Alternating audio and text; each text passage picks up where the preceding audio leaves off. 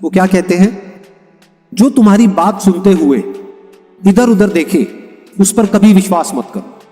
कितनी पावरफुल बात करी जा रही है। जो तुम्हारी बात सुनते हुए इधर उधर देखे उस पर विश्वास क्यों ना करो, क्योंकि वो कुछ और ही सोच रहा है। वो आपकी बात में जब इंटरेस्टेड नहीं है तो आप में इंटरेस्टेड कैसे होगा? उसका इंटरेस्ट सिर्फ इसमें है कि जो वो चाहता है वो फटाफट से कैसे हो जाए, चाहे उसमें आपका नुकसान भी हो जाए तब भी उसको फर्क नहीं पड़ता है। जो आपकी बात तक सुनने में इंटरेस्टेड नहीं है वो आप में कैसे इंटरेस्टेड होगा? लोग सोते हैं, जागते हैं, उठते हैं, बैठते हैं, यहां तक कि दोस्त भी बनाते हैं पैसा देखकर। इससे बात भी करते हैं तो ये देखते हैं कि इसमें मेरा क्या फायदा है। फायदा नहीं है तो छोड़ देते हैं। ये इस दुनिया की हालत है। Realise that everything connects to everything else. सीखो कि देखते कैसे हैं।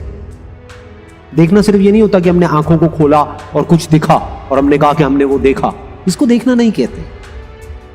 ऐसे तो जानवर भी देखते हैं। एक्चुअल में देखो कि वहां पर क्या है। इस बात को सिर्फ थियोरेटिकली मत समझो। तो इस तरीके से हमको पहले समझना होता है कि जो सामने वाला पर्सन है उसके दिमाग में क्या चल रहा है, उसके अकॉर्डिंग एक्ट करना होता है। और समझदार किसको कहेंगे? जो ना सिर्फ अपनी गलतियों से सीखे बल्कि दूसरों की गलतियों से भी सीख जाए, वो समझदार है। Look the world straight in the eye. दुनिया की आंख में आंख मिला करके बात करने का दम होना चाहिए आपके अंदर। इसका मतलब क्या है? इसका मतलब यह है कि खुद को किसी से भी कम मत समझो। तो always look at this world straight in the I, not with arrogance. इसलिए नहीं कि मैं तो ये, मैं तो वो तो नहीं। ना मैं आपसे कम, ना मैं आपसे ज्यादा।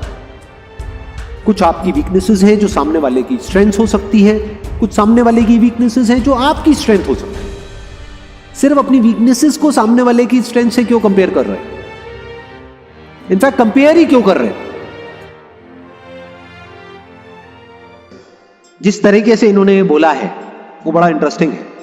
ध्यान से ऑब्जर्व करो। क्या कह रहे हैं? I know you won't believe me. क्यों? ये मजाक उड़ा रहे हैं आपका, मासेस का मजाक उड़ा रहे हैं। तो पहले ही कह रहे हैं, मतलब इस कोटेशन की शुरुआत कहां से हो रही है? I know you won't believe me. क्यों? क्योंकि आप लोग बिलीफ में ही जीते हो, बिलीफ में ही मरते हो। उसको क्वेश्चन करने का दम नहीं है, बहुत कम लोगों में होता। और जिनमें यह दम होता है, मासेस जो है वो उसके अगेंस्ट हो जाते हैं, क्योंकि मासेस बिलीफ में जीते हैं।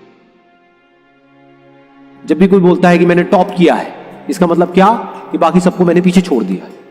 मेरे को ये मेडल मिला है, गोल्ड मेडल मिला है। क्यों? क्योंकि मैं रेस में फर्स्ट आया हूं। मतलब क्या? मैंने बाकी सबको हरा दिया है।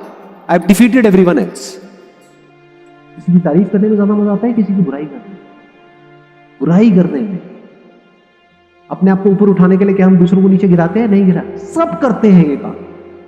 गॉसिप में मजा आता है? नहीं आता है। गॉसिप कितनी तेजी से फैलती है? तेजी से फैलती है का मतलब क्या? कि करोड़ों लोगों का उसमें इंटरेस्ट है, तभी फैल रही है। अच्छी न्यूज ज्यादा तेजी से फैलती है या बुरी न्यूज? बुरी न्यूज। इंडिया में आप देखोगे ज्यादातर, एक्सेप्शंस आर ऑलवेज देयर, ज्यादातर लोग पढ़े हुए हैं और कुछ भी बड़बड़ करते चले जा रहे हैं कि ये प्रॉब्लम है, वो प्रॉब्लम है, वो प्रॉब्लम। ये भी मैंने बड़ा हल्का वर्ड यूज किया है। इससे स्ट्रॉन्ग वर्ड्स भी यूज किए जा सकते हैं लोगों के लिए। ऐसा है या नहीं है? किसी भी पार्क में चले जाओ, किसी पान की दुकान पे चले जाओ, जिंदा लाशें लगती है देखने में। देख रहे हो, खुद कुछ नहीं कर रहे, कह रहे हैं यहां पे सफाई नहीं हो, थोड़ी देर में पान की पीक थूक रहा है। नकली भीड़ यानी कि मासेस, वो सही डायरेक्शन में कभी बढ़ ही नहीं सकते। क्यों? क्योंकि मासेस एक्ट कैसे करते हैं, कभी सोचा है? वो एक्ट करते हैं पास्ट के बेस पे। ये हुआ था तो ऐसा ही होना चाहिए। इनफैक्ट जो ये गलत दिशा है जिसमें भीड़ आगे बढ़ रही होती है, वो हमको सही लग रहा होता है, लेकिन 10-20 साल बाद जाकर के समझ आता है कि ये गलत था, लेकिन तब तक बहुत देर हो चुकी होती है। एक तरफ सिक्योरिटी है, सिक्योरिटी कहां है? भीड़ के साथ। और ग्रोथ कहां है? अकेले चलिए। तो चॉइस आपकी है कि आपको सिक्योरिटी चाहिए या ग्रोथ चाहिए, कंफर्ट चाहिए या चैलेंजेस चाहिए। तो क्या कहा जा रहा है कि कुछ भी मानो मत, यहां पर भर करके मत बैठे रहो। जो भी यहां भरा हुआ है उसको क्वेश्चन करो, जो भी कहीं लिखा हुआ है उसको क्वेश्चन करो। फॉर एग्जाम्पल मैं कुछ कह रहा हूं तो उस बात को क्वेश्चन करो, क्योंकि दो बातें हो सकती है। एक कि जो मैं कह रहा हूं उसमें गलती हो सकती है, दूसरी हो सकता है जो मैं बात कह रहा हूं वो गलत नहीं है, वो बात सही है, लेकिन जो आपकी समझ है वो गलत है। तो जब तक आप क्वेश्चन नहीं करोगे आप समझ ही नहीं पाओगे कि एक्चुअल में मैं क्या कह रहा हूं। आप समझ ही नहीं पाओगे कि एक्चुअल में जो मैं कह रहा हूं वो सही भी है या नहीं है। बस पकड़ करके बैठे रहो। जरूरी नहीं है कि जो बुक्स में लिखा है, जो भी रिलीजियस बुक्स है, वो गलत है। हो सकता है आपकी समझ गलत हो। मतलब जो बेवकूफ लोग होते हैं और एक्चुअल में समझदार होते हैं उसमें सबसे बड़ा फर्क क्या होता है? बेवकूफों को सब पता होता है। बेवकूफ लोग ये मानते हैं कि जो भी उनको पता है वो सब सही है, और उनके अंदर ईगो होती है अपनी नॉलेज की, मैं जानता हूं। जो एक्चुअल में समझदार लोग होते हैं वो क्वेश्चन कर देते हैं उस नॉलेज को, और जैसे ही उस पर क्वेश्चन मार्क लगाते हैं उनको समझ आता है कि मैं कुछ भी नहीं जानता। I don't know anything about this universe. Simplicity is the ultimate sophistication. Same वही जो स्टीव जॉब्स ने अलग तरीके से अपने प्रोडक्ट में किया, मैक में किया।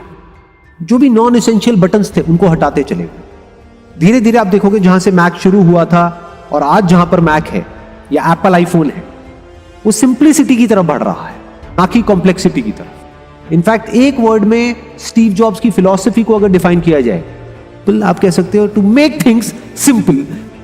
इनफैक्ट जितने भी पास्ट में फिलोसोफर्स हुए हैं उसमें सबसे बड़ा चैलेंज यही था कि किस तरीके से वो देख रहे हैं, जो और लोग नहीं देख पाते हैं, उसको किस तरीके से कम्युनिकेट किया जाए सिंपल तरीके से कि सामने वाला समझ सके कि वो एक्चुअल में बहुत ही कॉम्प्लेक्स है, लेकिन बाहर से देखने में लगे तो बहुत ही सिंपल है, कि इसको तो कोई बच्चा भी ऑपरेट कर सकता है।